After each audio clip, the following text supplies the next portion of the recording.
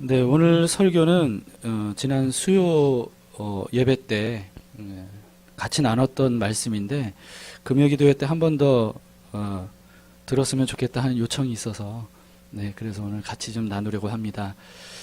우리 교회가 이제 설립한 지 10주년 되지 않습니까? 정확히 1월 6일 내일이 교회 생일입니다. 10번째 생일인데 하나님께서 우리 교회를 탄생하게 하신 것은 참 아무리 돌이켜봐도 정말 하나님의 인도하심이었어요. 제 생각으로는 정말 교회를 개척하는 것은 불가능하다 이렇게 생각을 했던 저였는데 정말 하나님께서 모든 것들을 다 극복하고 결국은 교회를 개척할 뿐만 아니라 10년이 될 때까지 저같이 연약한 사람을 통해서 이렇게 교회를 이끌어 가심을 참 감사합니다. 우리는 교회 설립 10주년을 맞이했지만 초대교회 탄생은 굉장히 오래됐죠. 네.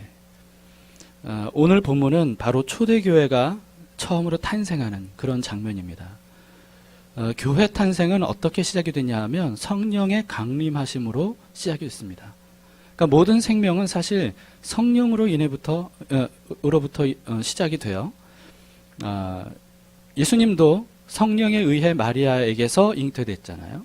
예, 그리고 모든 생명이 바로 하나님의 성령에 의해 또 만물의 생명이 깃들었고요. 그리고 교회도 마찬가지인 거죠. 우리 교회도 성령이 아니고서는 생겨날 수가 없었고 초대교회도 마찬가지로 성령님에 의해서 탄생한 것임을 오늘 본문이 말씀을 하고 있습니다. 자, 1절을 다 같이 한번 읽어보겠습니다. 오순절날이 이름에 그들이 다 같이 한 곳에 모였더니 자 언제 교회가 탄생했습니까? 오순절날. 네, 오순절날. 성령께서 오순절날에 임하셨죠. 자, 오순절날은 예수님께서 부활하신 후에 며칠 후입니까? 네. 네? 네, 50일입니다. 그래서 오순절이죠. 제가 절기에 대해서 여러 번 설명을 드렸다시피 부활절은 원래 구약의 초실절이었어요. 그래서 초실절 때 예수님께서 부활의 첫 열매가 되셔서 부활하셨죠. 그러고 난 다음에 40일 동안 제자들에게 부활하신 몸을 보여주셨습니다. 그리고 승천하셨고요. 그러고 난 다음에 열흘이 지나서 성령께서 임하셨던 거예요. 자, 그러면 40일 동안 부활하신 예수님을 만난 제자들이 열흘 동안 뭐 하고 있었어요? 오순절날이 이르기 전까지 열흘 동안 뭐 하고 있었죠? 자, 1절을 한번 다시 보세요. 1절에 있는 말씀으로 보자면 오순절날이 이미 이름에 그들이 어떻게 했습니까? 다 같이 한 곳에 모였습니다. 자, 여러분 첫 교회 탄생의 성령 강림 때 어떨 때 성령께서 임하셨냐면 다 같이 한 자리에 모였을 때 임하셨다는 겁니다. 물론 성령께서는 한 사람 한 사람 각자에게도 임하시는 분이세요. 그러나 대부분 하나님께서 함께 모여 있을 때 성령이 강하게 임하실 때가 많습니다. 왜냐하면 하나님께서는 원래 우리를 공동체로 부르셨기 때문에 그래요. 하나님은 유일하신 한 분 하나님이시지만 그러나 삼위일체 하나님이죠. 그래서 하나님은 관계적인 분이실 뿐만 아니라 공동체적인 분이십니다. 그분 존재 자체가.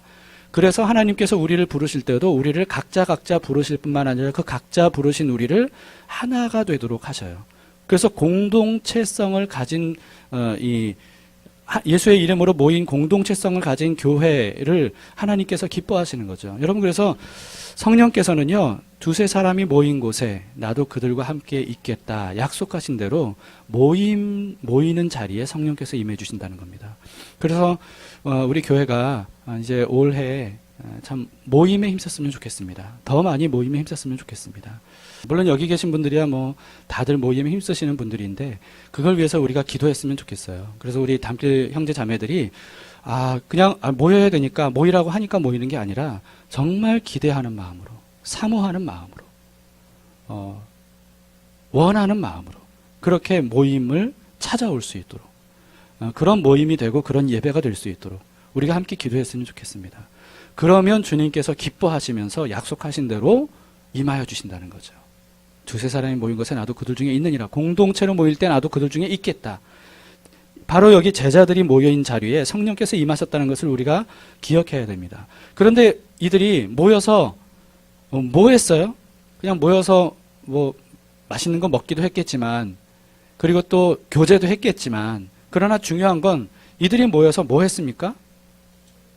네, 1장 14절을 여러분들이 보시면 1장 14절을 보세요. 13절부터 누가 모였는지를 기록하고 있죠. 14절에 여자들과 예수의 어머니 마리아와 예수의 아우들과 더불어 마음을 같이하여 오로지 기도에 힘쓰더라.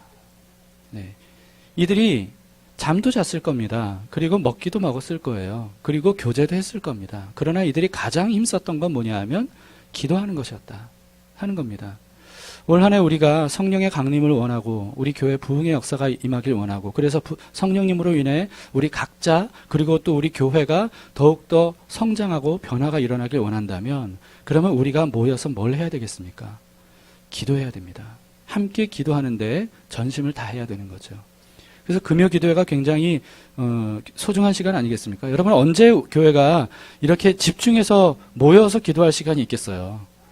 사실 한 달에 한 번 있는 것도 이게 참 그 시간 말고는 우리 각자가 기도할 시간 충분히 갖질 못하고 또 집중해서 기도하기도 어렵고 또 모여서 기도한다는 건 더 어려운 상황 아닙니까? 그러니까 여러분들이 한 달에 한 번 있는 기도 모임이라도 최선을 다해서 참석해 주셔서 함께 합심해서 기도했으면 좋겠고요. 그리고 수요 예배 때도 우리 애기 엄마들이 주로 모여서 아이들 보느라고 참 정신이 없긴 하지만 그럼에도 불구하고 주의 이름을 부를 때 하나님께서 상황과 관계없이 기도하는 그 자리에 임하여 주실 줄 믿습니다. 그리고 우리가 또 주일 우리가 집중돼 있는 교회잖아요. 그러니까 이 주일 예배 때도 우리가 정말 그 예배하고 기도하는데 그 짧은 시간 전심을 다할 수 있도록 그렇게 기도했으면 좋겠고 여기 계신 분들이더라도 주일날 정말 다른 어떤 것에 마음을 두지 않고 오직 예배와 기도에만 전심을 다하는 그런 여러분이 되어 주시기를 부탁을 드립니다. 그러면 하나님께서 성령 강림을 이때 제자들에게 주셨던 것처럼 약속대로 우리에게도 약속대로 성령을 충만하게 보내주실 줄 믿습니다. 자, 이렇게 해서 이들이 한 곳에 모여서 전심으로 기도했을 때 드디어 성령께서 임하셨는데요. 근데 그 성령이 임하실 때 몇 가지 현상들이 나타났어요. 영이신 하나님께서 임하시는데 어떤 현상들이 나타났죠. 첫 번째 현상은 2절입니다. 2절을 다 같이 읽어보겠습니다. 시작. 바람 같은 소리가 있어 그들이 앉은 온 집에 가득하며 어떤 현상이 일어났습니까? 네, 바람이 불었어요? 아니요, 바람이 분 건 아니에요. 바람이 분 건 아닌데 바람 같은 소리가 났어요. 그들이 다 들었나 봐요. 바람 같은 소리. 어떤 바람 같은 소리일까? 나뭇 잎사귀가 살랑살랑 흔들리는 그런 바람 소리가 아니었던 것 같아요. 여기 보면 하늘로부터 급하고 강한 바람 소리. 그러니까 태풍 같은 소리. 회오리 바람 같은 소리. 그런 세찬 바람 소리가 들렸다는 거죠. 그 정도로 성령께서 아주 강하게 눈에는 보이지 않지만 바람은 눈에 안 보이잖아요. 그러나 눈에 보이지 않는 바람처럼 임하셨지만 아주 세찬 그런 바람으로 임하셨다는 거죠. 바람처럼 임하셨다는 거죠. 근데 여러분 성경에는요, 성령님을 이제 바람으로 묘사할 때가 참 많이 있습니다. 왜냐하면 성령님을 의미하는 단어 자체가 바람이라는 뜻이에요. 그러니까 구약 성경의 히브리어로는 루아흐라고 하고요. 그리고 신약 성경의 헬라어로는 푸뉴마라고 하는데 이 두 단어가 똑같이 뜻이 바람, 생기, 호흡 또는 성령 이렇게 번역이 됩니다. 그러니까 성령님과 바람은 굉장히 여러 가지 참 이렇게 밀접한 관계가 있죠. 하나님께서 천지 만물을 창조하시고 모든 하늘과 땅에 있는 것들을 다 창조하신 다음에 맨 마지막에 사람을 지으실 때는 특별히 흙으로 사람을 지으셨어요. 그러고 난 다음에 그 흙덩이에다가 어떻게 하셨습니까? 생기를 불어넣으셨죠. 그런데 거기서 말하는 생기가 바로 루아흐예요. 다시 말하면 다른 번역으로 하자면 성령을 불어넣으셨다라고 하는 겁니다. 그랬더니 그 흙덩이가 생명이 되었다는 거죠. 여러분, 그리고 또 에스겔의 환상에 그 유명한 환상, 마른 뼈들이 그 지천에 널려 있는 무덤, 공동묘지 같은 그런 곳에 엘리야가 하나님의 말씀을 대언해서 마른 뼈들에게 외치잖아요. 그랬더니 어떤 일들이 일어납니까? 그들에게 생기가 들어가서 그래서 살이 붙고 혈관이 생기고 그러면서 다 일어나서 큰 여호와의 군대가 되었다라고 말하죠. 근데 거기서 말하는 생기도 바로 루아흐, 성령입니다. 여러분, 이건 뭘 의미합니까? 루아흐, 성령은 생명력을 의미하는 거예요. 성령 하나님은 생명을 주시는 분이십니다. 영생을 주시는 분이세요. 그래서 죽어가던 사람이 성령을 받으면 살아나는 거예요. 실제로 어떤 사람은요, 성령을 받음과 동시에 몸을 죽여가던 질병이 떠나가기도 해요. 그리고 또 우울증으로 인해 자살하려고 했던 사람들도 성령을 받으면 생명력으로 충만해져요. 그래서 삶의 의욕을 되찾게 되죠. 그리고 정말 사는 것처럼 살기 시작해요. 이게 바로 성령께서 하시는 일입니다. 아담 흙덩이에게 성령을 부어주셨을 때 산 사람이 되었지만 그들이 그 아담이 죄로 인해 성령이 떠나가시니까 이제는 그 영혼이 그 사람이 그 아담이 영혼이 살지 못하잖아요. 생명이 떠나갔어요. 성령의 생명이. 그런 것처럼 마찬가지입니다.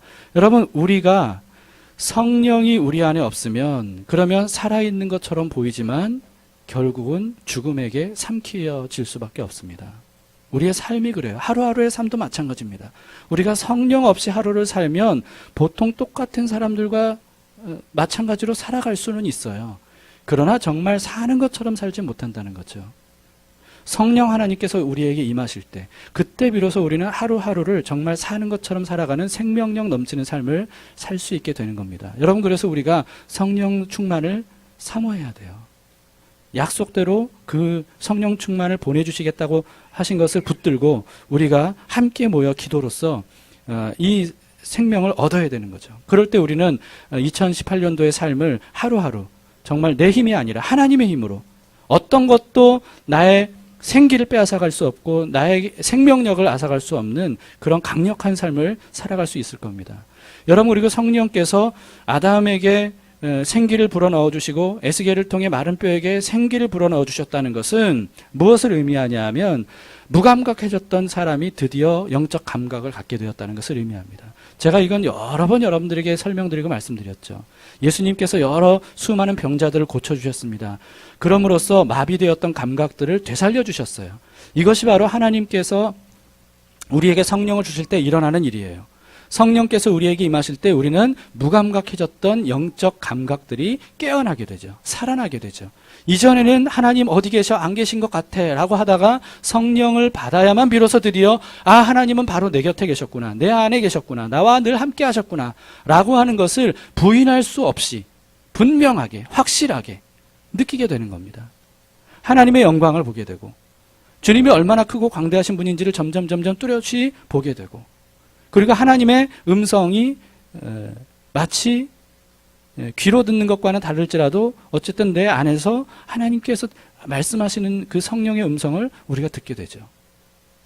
하나님을 만지는 것 같은 느낌, 함께 사는 것 같은 그런 느낌을 우리가 얻게 됩니다. 이 느낌이라는 것도 참 육체적인 언어긴 하지만 어쨌든 성령 하나님께서 우리에게 오시면 우리의 영적 감각이 살아나요. 그래서 드디어 우리는 볼 수 있고 들을 수 있고 만질 수 있는 겁니다. 예수님도 말씀하셨죠. 너희 눈은 봄으로 복이 있고 너희 귀는 들음으로 복이 있다. 우리가 그런 복이 있는 그런 새해, 한 해가 될 수 있기를 축복합니다. 예, 그리고 성령 강림하실 때 두 번째 현상은 뭐였습니까? 3절을 보겠습니다. 다 같이 읽겠습니다. 시작. 마치 불의 혀처럼 갈라지는 것들이 그들에게 보여 각 사람 위에 하나씩 임하여 있더니. 네. 첫 번째는 청각적인 현상이었죠. 바람 같은 소리였어요. 그런데 두 번째는 시각적인 현상이었습니다.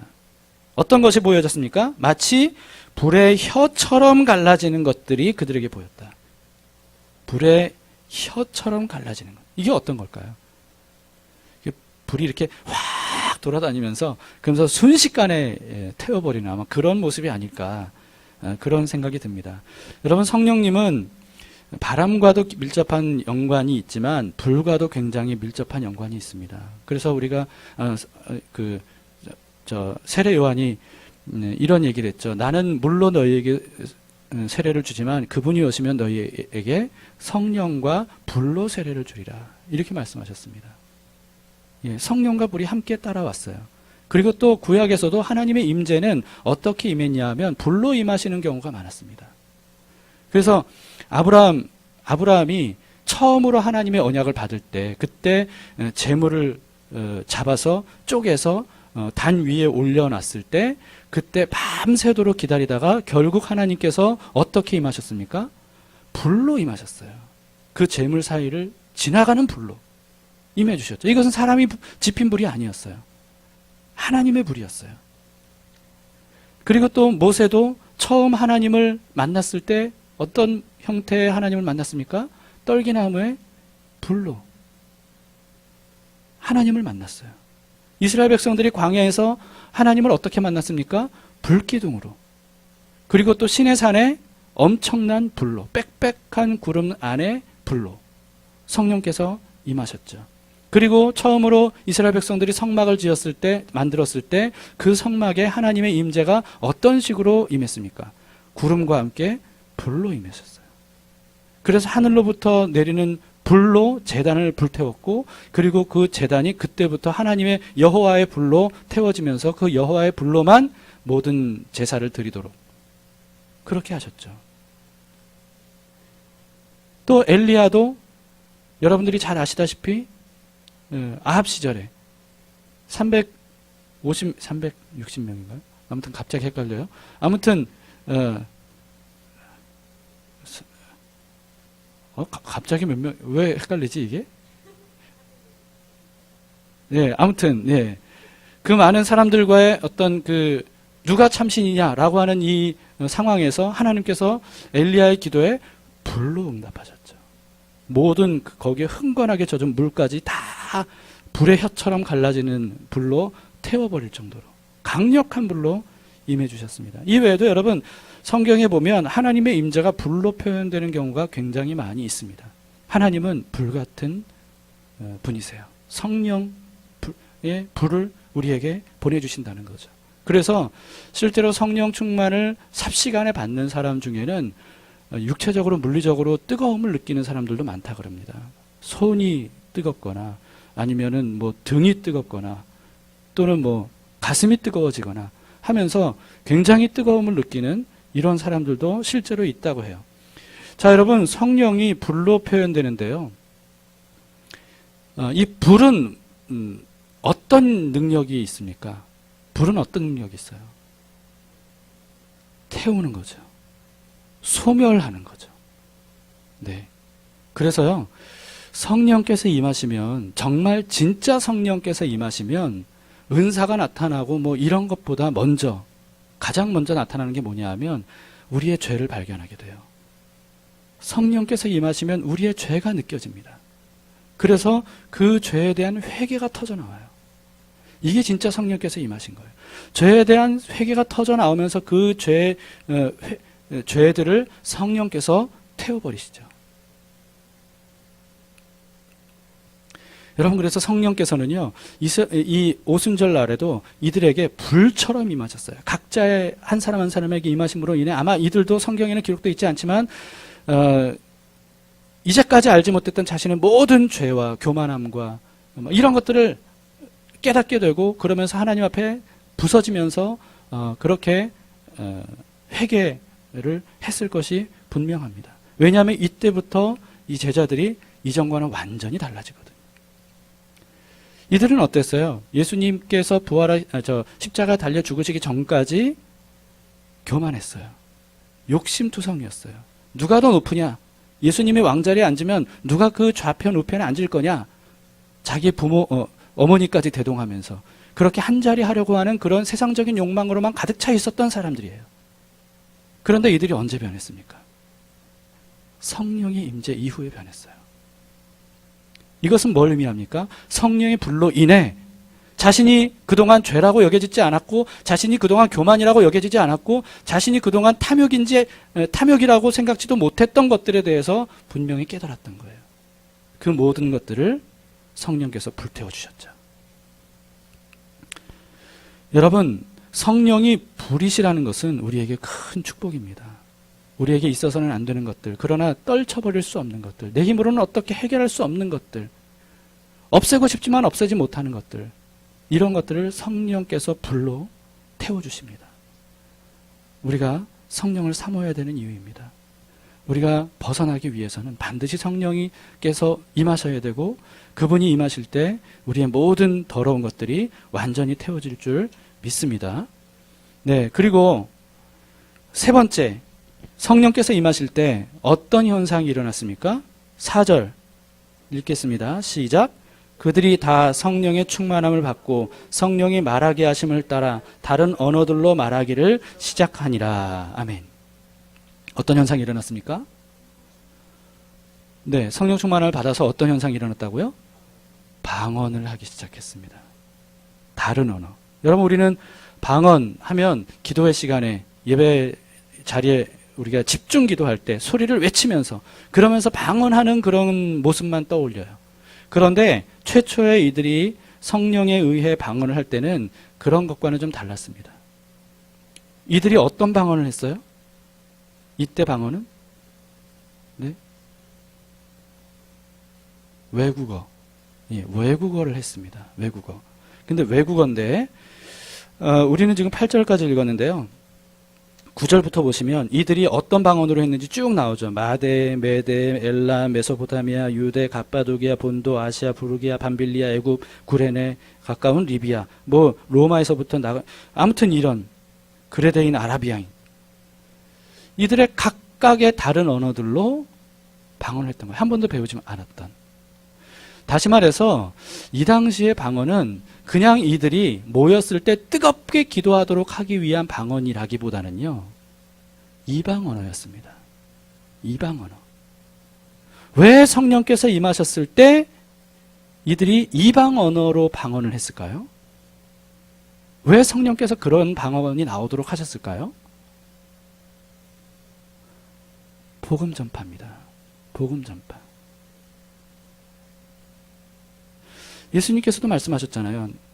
너희에게 약속하신 대로 성령이 임하시면 너희가 권능을 받아서 어떻게 된다고요? 네, 온 땅끝까지 이르러 증인이 될 것이다. 전파하는 자가 될 것이다. 라고 하는 거예요. 여러분, 그래서 성령께서 이들에게 임하셨을 때 그때 다른 언어가 아닌 이방 언어를 했다는 것은 이들이 각각 다른 언어를 가지고 있는 이방인들에게 복음을 증거하는 그런 능력으로 임하셨던 거죠.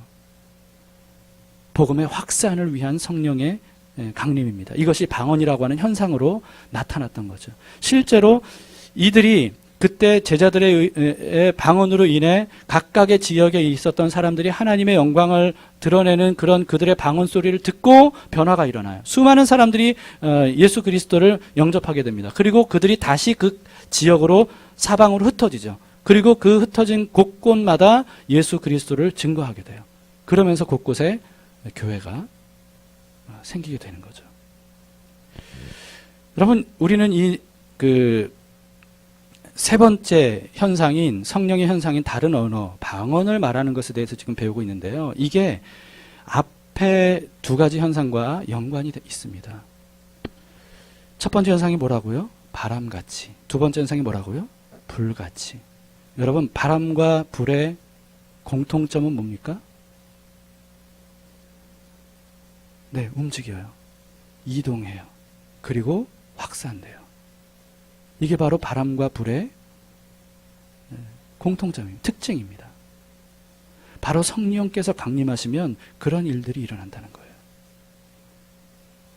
성령께서 임하실 때 그때 비로소 드디어 복음이 확산됩니다. 하나님의 은혜가 확산됩니다. 주의 사랑이 확산됩니다. 생명의 능력이 확산됩니다. 그래서 성령을 받은 교회가 세상의 빛과 소금이 될 수 있는 거예요. 그러나 교회가 성령을 받지 못하면 확산되지를 못해요. 오히려 잠식당하죠. 성령께서 임하시면 그 모든 것들을 이길 수 있는 강하고 급한 바람처럼, 그리고 불의 혀처럼 갈라지는 그런 확산과 이동이 일어나게 되는 겁니다. 여러분, 우리가 이곳에 이제 자리를 잡게 됐습니다. 이곳에서 우리가 소망하고 해야 될 일은 뭐냐 하면 바로 이와 같은 이동과 확산이 일어나는 거예요. 복음의 이동과 확산. 우리를 통해서, 우리가 가는 곳마다 이들이 곳곳에서 와서 이 예루살렘에서 이들의 방언 소리를 듣고 하나님의 영광을 찬양하고 예수 그리스도의 살아계신 부활하심, 이 모든 것들을 증언하는 소리를 듣고 변화가 일어나서 이들도 성령을 받고, 그리고 각각 있었던 지역으로 다시 돌아가서 그곳에서 확산되는 그런 복음의 능력을 나타냈던 것처럼 우리도 마찬가지입니다. 곳곳에서 있었던 우리들이 이곳에 한자리에 모여서 함께 기도하고 예배하고 하나님을 향해 우리가 소망하며 간구할 때 하나님께서 우리에게 성령을 부어주시겠죠. 그럼으로써 우리가 또다시 흩어짐으로 인해 그 흩어진 그곳에서 하나님의 영광을 드러내면서, 그러면서 확산, 이동하는 그런 복음의 능력들이 나타날 수 있는 겁니다. 여러분, 오늘 이 본문 말씀, 다시 말해서 교회의 첫 탄생은 성령에 의한 것이었고요. 그리고 그 초대교회가 강력할 수 있었던 이유는 바로 이 성령님에 의한 바람처럼 불처럼, 그리고 다른 언어로 확산되고 이동되는 이런 그 성령의 강권적인 역사, 이것으로 인해 초대교회의 강력한 능력이 가능해졌다라고 하는 겁니다. 우리 담길 교회가 우리끼리 모여서 즐겁게, 재밌게, 유쾌하게 보내는 것도 좋습니다. 그러나 하나님께서는 단지 그렇게만 하라고 교회를 세우신 것이 아니에요. 우리가 얻은 구원, 우리가 받은 은혜, 우리가 갖게 된 기쁨, 우리가 느꼈던 회복, 이런 모든 것들을 우리만 가지고 있으라고 하나님께서 우리를 부르신 것이 아닙니다. 하나님께서는 이 모든 것들이 이동되고 확산되기를 원하셔요. 그러기 위해 약속하신 겁니다. 내가 그렇게 될 수 있도록 성령을 보내주겠다. 그러면 너도 변화되고, 그리고 가정도 변화되고, 그리고 주변도 변화될 것이다 라고 말씀하십니다. 오늘 우리가 2018년도 첫 금요기도회를 하면서 이와 같은 성령의 강림을 우리가 사모함으로 기도했으면 좋겠습니다. 그래서 우리에게 생명력이 충만하고, 그리고 바람처럼 불처럼 임하시는 주님으로 인해 우리의 힘과 능력이 아니라, 우리의 어떤 전략이라든지 우리의 어떤 계획이 아니라 성령 하나님에 의해서 확산되어가는 그런 놀라운 은혜가 충만하기를 사모합니다.